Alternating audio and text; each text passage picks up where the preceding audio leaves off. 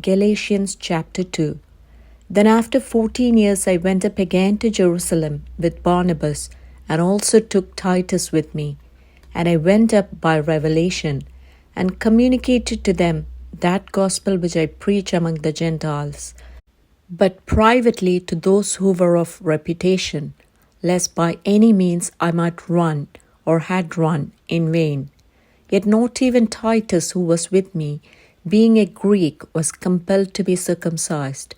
And this occurred because of false brethren secretly brought in, who came in by stealth to spy out our liberty which we have in Christ Jesus, that they might bring us into bondage. To whom we did not yield submission, even for an hour, that the truth of the gospel might continue with you. But from those who seemed to be something, whatever they were, it makes no difference to me. God shows personal favoritism to no man, for those who seemed to be something added nothing to me.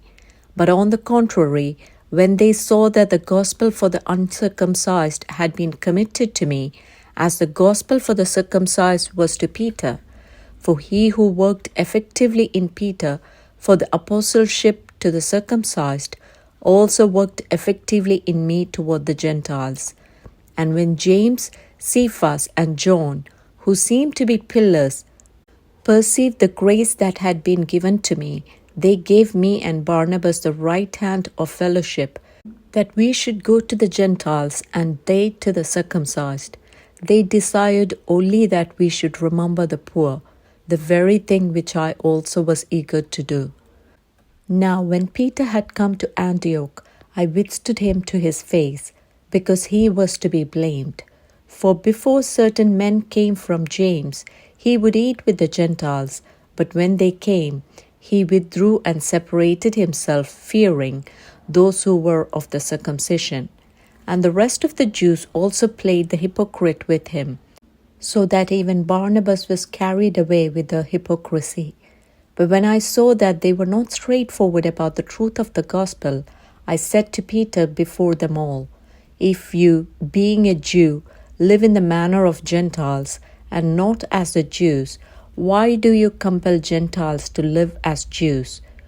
We who are Jews by nature, and not sinners of the Gentiles, knowing that a man is not justified by the works of the law, but by faith in Jesus Christ, even we have believed in Christ Jesus, that we might be justified by faith in Christ, and not by the works of the law.